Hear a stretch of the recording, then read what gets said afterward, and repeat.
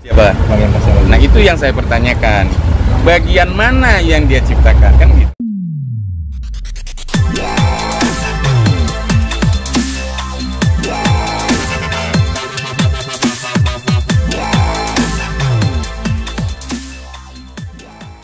Rame kemarin untuk perihal lagu Cinderella kan sudah dijawab dari pihak sana. Mungkin dari Kang Ipe sendiri menanggapinya seperti apa sih? Karena katanya sudah ada surat perjanjian.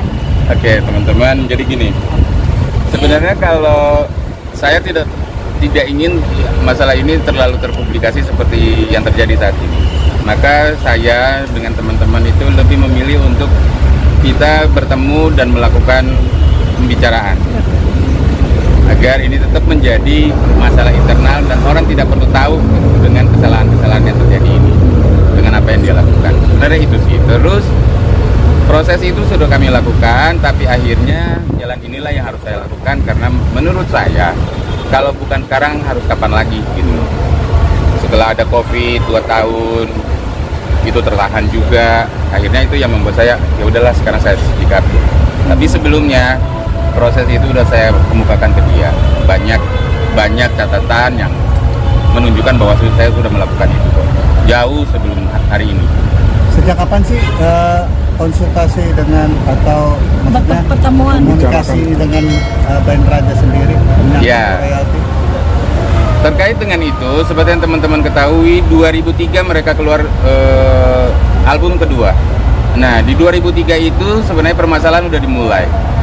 Dia menggunakan lagu Cinderella, dongeng Cinderella itu tanpa, jadi merekam, mendistribusi, menggunakan, ya kan, mempublikasikan lagu dongeng Cinderella yang kemudian dia tulis sebagai Cinderella dan di dalamnya ada nama dia tanpa ada surat, kontrak, persetujuan, kesepakatan dengan saya selaku pencipta tunggal dan pemilik lagu. Tidak ada kesepakatan apapun untuk saya dalam surat pernyataan. Seharusnya kan seperti itu, ada surat pernyataan yang diberikan kepada publisher atas nama saya. Pun jika itu kemudian ditulis dua, berarti harus ada dua orang ke publisher. Sebenarnya kan kayak gitu peraturannya, tapi kan tidak gitu loh. Dan pembicaraan itu sudah saya lakukan intens gitu loh. Kebetulan karena saya ada kerja, saya memimpin sebuah media di Sulawesi gitu kan. Saya akhirnya 2006 itu baru berkesempatan datang ke Jakarta dan saya temui dia langsung. Tapi nomor yang saya kasih, saya tidak dihubungi. Waktu saya cuma 3 hari untuk ada di Jakarta. Saya kembali pulang. 2007 saya udah di Jakarta. Saya udah menetap di Jakarta. Gitu kan. Dari 2007 itu kita coba intens ketemu dan lain sebagainya, nggak pernah. Terlalu panjang kalau saya ceritakan, tapi setiap tahun saya ketemu. Nanti dia bilang lagi, oh tahunnya nggak ketemu tuh tahun kapan, dia akan sebutkan. Enggak, setiap tahun saya ketemu. 2006, 2007, 2008, 2009, 2010, 11, 12, 13, 14, 15, 16, 17, 18, 19, 20 Covid. Iya kan? Nah, Covid itu yang nggak ketemu. Tiba-tiba perantara di antara kami berdua meninggal. Kan begitu. Yang saya melalui Handy Gigi, karena Hendy damar saya dulunya di press gitu, kira-kira kayak gitu deh teman-teman. Berarti adanya perjanjian itu yang dibilang perjanjian, benar apa? Saya tidak pernah menandatangani, sorry itu bukan perjanjian. lebih ke apa sih Kang? Iya kan? Dia tulis itu surat pernyataan. Pernyataan dia. Nah, pernyataan siapa saya nggak tahu. Iya kan? Secara hukum, kalau itu surat pernyataan berarti itu nggak sah. Tidak ada. Apa Mas mau bikin surat pernyataan? Kacamata Mas buat saya hari ini?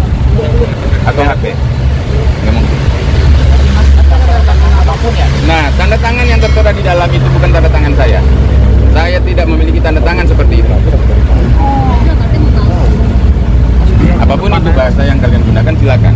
Tapi yang jelas yang ingin saya sampaikan itu bukan tanda tangan saya. Dan garisnya pun sangat terlihat. Saya tidak memiliki garis tanda tangan seperti itu. Nggak ada orang tanda tangan tuh kayak gambar, Pak. Intinya. Artinya merasa dipalsukan. Oh iya. Apapun itu. Berarti Mas sendiri Saya menduga itu ada indikasi ke sana. Saya menduga, ya tolong dicatat, saya menduga itu ada indikasi ke sana. Bang, kalau boleh tahu. Tapi bukan tanda tangan saya. Oke, Berarti Mas sudah lihat dokumentasi yang dimaksud ya? saya sudah melihat. Dan membaca semuanya. Membaca semuanya tidak, karena saya cuma minta ke teman-teman media seperti itu, teman-teman semuanya, tolong cari beliau dan dapatkan tanda tangan yang dimaksud. Nah, saya juga punya teman-teman seperti teman-teman semuanya yang ada sini, dan saya mendapatkan itu. Kalau lagu Cinderella sendiri sudah didaftarkan belum sebelum Mas Dian? Cinderella itu kan sudah publikasi sebelumnya.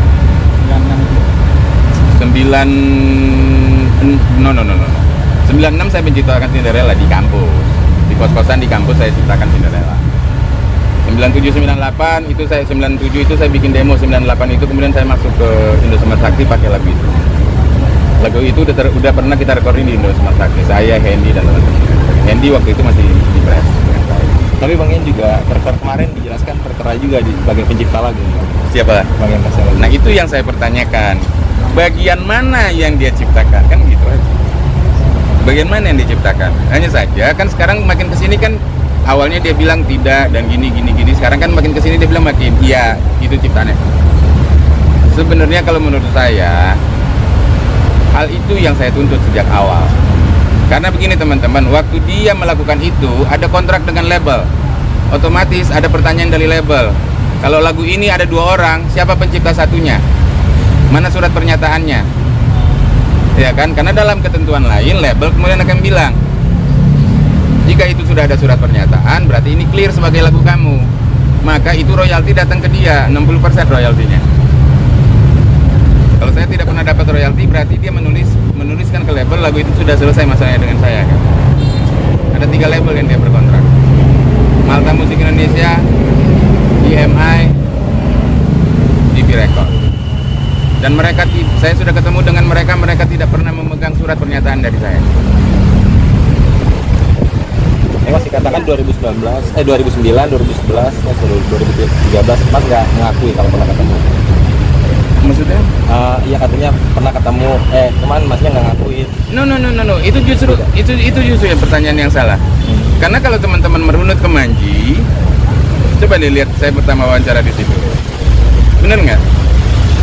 Saya melakukan intens. Intens itu artinya apa? Ya. Nggak akrab sih, tapi Mata ya? ketemu lah. 4 mata ya. Enggak juga 4 mata gitu, karena selalu ada perantara. Gitu. Dengan diseret cara Pak Manji, YouTube Manji gimana nih Bang Ipay? Gini teman-teman, sama dengan teman-teman melakukan pertanyaan ke saya. Karena ada pemberitaan, Manji kemudian mewawancarai saya. Dan pertanyaan-pertanyaan yang Manji berikan adalah pertanyaan-pertanyaan normatif. Benar? Apa benar? Apa benar? Apa benar? Gitu kan? Itu kan pertanyaan yang normatif bagi kita semua teman-teman jurnalis. Ini kita sama-sama jurnalis. Kita tahu bagaimana memberikan pertanyaan, betul? Seperti Mas melakukan pertanyaan, apa benar? Apa benar? Dan pertanyaan itu, pertanyaan normatif itu yang diberikan Manji kepada saya. Salahnya di mana? Yang bermasalah menurut mereka bukan itu. Karena yang bermasalah buat mereka, menurut mereka adalah Manji mewawancarai sumber yang tidak berkompeten. Dan sumber yang konon tidak berkompeten inilah yang melakukan somasi ke dia. Terus bagian mana yang salah? Semua manusia, semua yang ada di Indonesia ini digiring atas opini yang dia mau, atas analogi yang dia inginkan. Nah kalau kita selalu menggunakan analogi yang dia inginkan, terus logika kita adanya di mana? Kayak gitu sih kalau menurut saya. Tapi Bang Pai sendiri siap nggak sih jadi saksi nantinya? Bentar. Mau jadi saksi dari Manji sendiri siap nggak? Aku Karena kan konten itu kan berisi narasumbernya. gini loh. Undang-undang pers kan ada, gitu kan? Bahwa itu sebuah media. Penyelesaian media itu adanya di Dewan Pers, bukan di kepolisian. Hak jawab. Hak jawab. Itu akan dikembalikan ke Dewan Pers, ya kan? Podcast, maaf. Podcast itu, ya, berikan aku undang-undang yang telah mengatur terkait podcast. Ada undang-undang yang mengatur terkait podcast? Tidak ada. Tapi bentuk podcast itu kita semua sama-sama tahu, ya kan? On demand broadcast, Production on demand broadcast, disingkat podcast. Yang temukan istilah itu pun seorang jurnalis. Menyingkat itu podcast. Basicnya apa? Radio yang streaming. Kemudian sudah ada orang radio nggak di sana? Ada orang radio. Yang memimpin produksi itu orang radio nih. Berarti secara hukum ini clear. Betul? Mereka nggak paham media, maka kita sampaikan lah ini. Teman-teman semua orang media. Tapi kalau diminta menjadi saksi, siap. Terus kenapa kita nggak siap? Ya nggak? Mas juga kalau jadi saksi siap juga kan? Oh. 20 miliar. Menurut teman-teman yang lain malah kurang. Gitu. Imaterial itu kan nggak terhitung. Benar nggak sih? Nah itu lebih ke imaterial yang lebih banyak. Lebih ke perasaan. Makanya jangan dibawa perasaan. Bang Ipai, kecewanya seperti apa dengan teman-teman Raja sendiri? Artinya kecewa. Gini loh, kalau aku sebenarnya aku tuh tipe pemaaf, Pak. Jadi kecewa dengan mereka, detik ini saya nggak kecewa sebenarnya. Saya cuman ingin semua regulasi dan undang-undang hak cipta terkait industri ini berjalan dengan baik. Nggak lebih nggak kurang. Itu aja. Once itu menjadi hak, akan tetap menjadi hak. Bahwasanya ada sebuah kewajiban harus kita tetapkan sebagai sebuah kewajiban. Itu semua. Kang, itu dari 2016 terus bertemu sampai detik ini ya? Maksudnya setiap Kalau tahun terus bertemu sampai detik ini enggak. Kan sekarang di sini kita udah iya, ketemu. nah, maksudnya setiap kali bertemu itu memang tidak ada pembahasan seperti itu atau gimana? Setiap kali bertemu itu gini. Jadi Ian itu tidak ada seseorang yang dia wakilkan untuk tetap berjumpa dengan saya. bukan langsung. Bukan langsung. Bukan langsung. Itu yang kemarin disebutkan, kan ada beberapa orang, beberapa saksi. Nah sebenarnya saya setuju, kalau ada saksi itu dia pasti jujur kok. Karena saya tahu orang saksi itu orang yang jujur. Ya artinya setiap bertemu itu pembahasan itu adakah atau? Ya ada tuh. Ada, Terus tapi masa tidak, kita ketemu ngopi doang? Tidak menemukan titik terang sampai. Ya enggak, maunya dia Cinderella itu saya serahkan secara cuma-cuma, udah gitu doang. Oh. Dari saksinya ada berapa sih Bang? Kan katanya ada yang meninggal tuh. Saksinya sebenarnya ada berapa? Oh ada semuanya, gitu loh. Kalau yang bahas soal itu kan dari dia tuh, itu saksinya dia bukan saksinya saya. Yang menjadi perantaranya dia ke saya. Yang meninggal Abang dari 2000 atau 2000 berapa itu sampai pandemi itu ada berapa orang yang meninggal? Ada semuanya, raja itu saksi semua. Personilnya sih Bang. Iya. Selain dari pihak sama Abang ada nggak? Dari pihak luar maksudnya? Dari pihak selain Abang dan Ian Kasela. Iya itu teman-teman band saya kan ada selalu. Jadi saya kalau jumpa dengan Ian Kasela itu selalu bersama beberapa teman saya. Gitu loh. Untuk menjaga hal-hal yang kayak gini. Gitu. Waktu itu reaksinya apa, Bang? Menyetujui dalam bentuk begini. Ian datang, ya kan? Ian datang ke kita, terus menyupai saya. Hai, gue pengen pakai lagu ini yang Dongeng Cinderella. Oke, terus aku bilang Ian itu belum bisa. Bang lihat ke depan. Ya kan, itu belum bisa. Kenapa itu belum bisa? Karena lagu itu lagi ada di radio. Jadi lagu itu sudah saya gunakan. Saya keluar dari Fresh, saya lanjutkan kuliah, saya kemudian masuk di TPI. Sambil kerja, saya bikin satu band baru namanya Cosmic.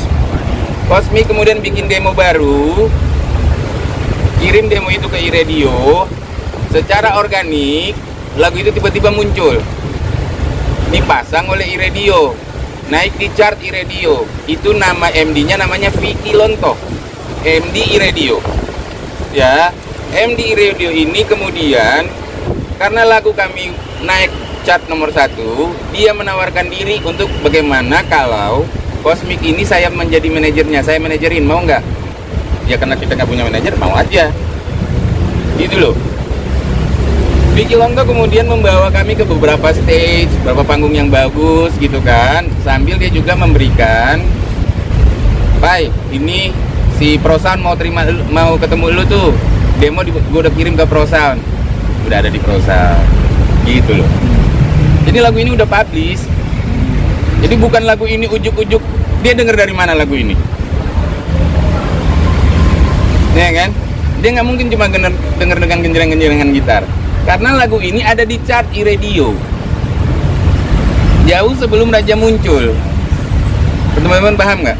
Iya. Jadi ada program indie. Lagu itu menempati chart terbaik. Iya kan? Bahkan MD-nya ini Mas Vicky Lonto ini tadinya kita nggak kenal. Dan iRadio tahun segitu Mas, itu radio paling booming. Radio Indonesia paling booming. Kemudian kami diwawancara ke radio, gimana caranya tuh lu bikin lagu Cinderella? Ya begitu jadinya. Terus gue mau gimana? Ya kan? Ya udah, asal saya wawancara di radio, lu mau nggak gue manajerin? Mau aja. Kan begitu. Jadi gue nggak ngasih karena lagu itu lagi ada di radio Mas. Nah setelah lagu itu beberapa bulan kemudian dia ketemu gue lagi. Dia bilang, Pai, ini gue udah mau rekaman. Gitu kan, gue udah dimodalin sama orang. Gue bilang, Yang gini, kalau lu mau, yang berkontrak tuh bukan elu. Katanya ya, kalau lu mau, yang mau berkontrak dengan gue tuh bukan elu. Lu bikin sebuah draft kontrak dari label lu. Kan lu bilang udah masuk label kan, bikin draft kontraknya, kasih ke gue baca. Kalau gue setuju, atur waktu gue kesana ketemu dengan publishernya, gue tanda tangan. Kan gitu. Kalau gue setuju draftnya, itu kan gue tanda tangan ya. Kalau enggak ya gitu, nggak usah lah kita berkontrak gitu ya. Lepas itu kemudian nggak ada kabar, ya gue kerja di satu televisi lokal di Sulawesi, gitu aja. Tiba-tiba lagu itu keluar. Kalau itu terjadi dengan kalian gimana? Biasa aja. Tahun berapa? MD iRadio itu namanya Vicky Lonto. Iya kan?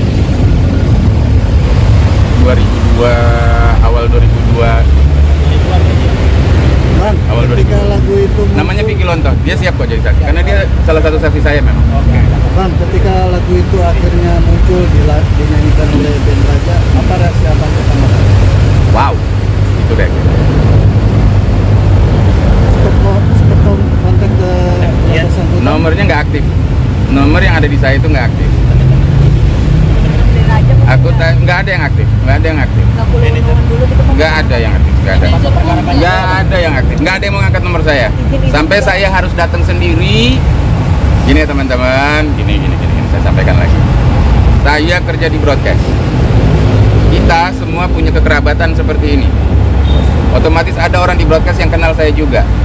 Ada satu TV namanya La TV saat itu, mau bikin program sahur. Oke. Ada teman saya di situ namanya Ari. Ari ini sama-sama satu kuliah dengan saya juga, satu alma mater. Ari kemudian telepon, Pai, lu lagi di Jakarta? Iya. Oke. 2 hari depan, besok, gua ada program untuk ketemu Raja tuh. Ya, di mana? Di kantong studio tuh, di tempatnya Mas Gilang. Oke. Terus, lu kalau mau ikut ayo bareng gua. Di sana gua ketemuin Ian Kasela. Ian Kasela nggak mau duduk bareng-bareng gua. Moldi nggak mau duduk bareng gua. Ngerti nggak? Gua ditinggal cuman dengan namanya ada seorang operator dan gua kenal karena operator itu pernah jadi operator gua juga. Namanya Mas Wanto. Dan gua meninggalkan nomor telepon gua ke seseorang yang mereka sebut sebagai manajemen itu, bilang sama Ian telepon gua. Iya, Ian nggak mau ketemu, Pai, soalnya lagi mau syuting nih. Jadi takutnya ribut-ribut ini. Gue bilang, bro, itu televisi datang bareng gue. Kalau mau ribut, udah dari tadi gue ribut. Itu televisi udah datang dan mereka ada di luar. Gue yang minta mereka untuk nggak ikut campur masalah ini. Tahun berapa itu Bang? 2006 deh. Terus reaksinya gimana? Ya udah seperti itu. Putus, gue nggak ditelepon. Udah. 2003 pertama kali lagunya dinyanyikan Ian Kasela, pertama perkara kali itu ketemu. Ya kan itu tadi kita cari aja nggak ketemu. Oh, berarti jalan damai dulu awalnya? Enggak, bukan jalan damai. Jangan kamu belokkan bahasanya. 2003 saya hubungi nggak ketemu. Ngerti nggak? Jadi album itu kan keluar 2003. Boomingnya pertama kali dia muncul di televisi itu 2004 kalau saya nggak tahu. Gitu. Kita nggak dengar 2003. Tapi ternyata album itu telah dirilis 2003. Jadi bahasanya jangan dibolak-balik. Album itu dirilis 2003, tapi pecahnya itu di 2004. Pertama kali mereka keluar di acara salah satu stasiun TV. Nah itu saya lihat, gitu loh. Jadi soundtrack sebuah sinetron. Kemudian jadi sinetron dan lain sebagainya. Dari judul Dongeng Cinderella ke Cinderella berbeda. Dia yang melakukan perubahan, bukan saya. Dan itu tanpa izin. Teman-teman silakan ikuti liriknya. Itu liriknya tuh nggak ada kurang, nggak ada lebih. Itu lirik saya. Dan memang saya bercerita tentang dongeng. Intinya saya bikin lagu itu bagaimana menciptakan sebuah lagu yang long last gitu loh. Yang semua orang bisa menyanyikan itu. Anak-anak, orang dewasa. Ya aku cuma bercerita tentang dongeng yang dongeng Cinderella itu. Maka aku judulnya Dongeng Cinderella. Itu kan kayak dongeng kalau lu ngobrol. Iya. Ada sebuah kisah tentang darah jelita. Hidup selalu penuh darah. Itu kan gue cuma dongeng itu yang ceritanya. Nggak harus ajaib bikin lirik itu. Lu nggak perlu harus jenius. Ya nggak? Gitu. Bang, kemarin pas ke somasi sudah ada jawabankah dari pihak? Tidak pernah ada jawaban sampai detik. Dia selalu menjawabnya lewat media. Maka aku agak, teman-teman, aku juga orang media. Ya kan, aku pimpinan organisasi sebuah media. Kalau aku ingin menggunakan media, sudah sejak lama aku gunakan media. Ya kan, aku justru seperti yang aku bilang tadi, aku tidak mau ini terungkap di media. Seperti aku setuju dengan dia, karena ini masalah harkat dan martabat. Aku ingin menjaga itu. Tapi kalau harkat dan martabat itu nggak dijaga juga, terus aku harus kemana? Gitu.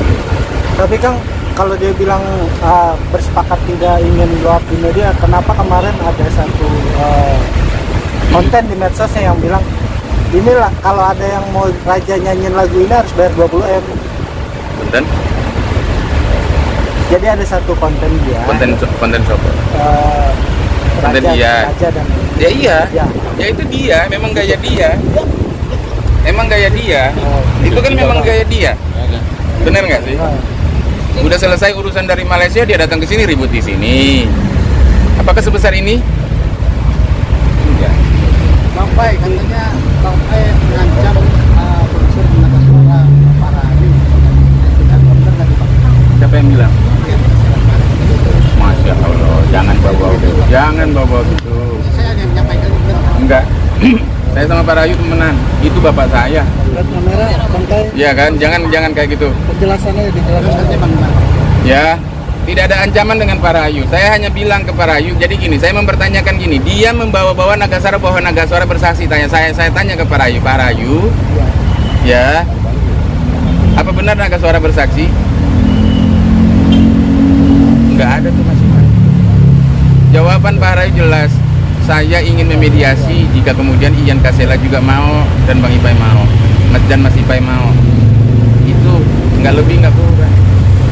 Jadi dia jangan bawa-bawa Nagaswara, karena Cinderella itu tidak ada hubungan dengan Nagaswara. Betul? Loh, kenapa dia bilang saya mengancam Nagaswara? Ini makin kemana-mana nih, pertanyaan kamu bahaya loh. Enggak, itu makin kemana-mana loh. Jangan ngambil orang lain lah, kasihan lah, itu orang tua. Janganlah, iya kan? Karena mau datang ke Wami sendiri, karena kan sudah tercatat lagu itu sendiri. Biar itu dulu, biar selesai dulu masalah hukumnya. Itu otomatis akan merubah semuanya. Mas Ipai akan langkah selanjutnya kan dirimu dilaporkan juga ya di Polda sendiri. Apakah langkah selanjutnya dirimu? Ya saya akan temui. Itu dulu deh. Ikuti proses hukum yang ada. Iya, gitu aja. Kalau memang saya dipanggil, saya ditemui aja. Terkait gugatan 20 miliar tetap memang yang nggak ada tambahan lagi. Masa kamu mau nambah sih? Kamu nitip. Berarti yang diinginkan emang pertemuannya. Terakhir. Ya, Boleh. Terakhir, ada pesan apa Bang Pai? pesennya. Dari pihak untuk pihak sana. Ya udahlah. Biarkan masalah ini berproses dengan baik, gitu kan. Apa yang menjadi hak tetap akan menjadi hak, dan apa yang menjadi kewajiban harus menjadi kewajiban. Bahwasanya kemudian ada di sana pernyataan-pernyataan bahwa ini telah berproses secara hukum, ya biarlah itu berjalan. Tapi semua ini kembali ke Ian. Akui atau tidak.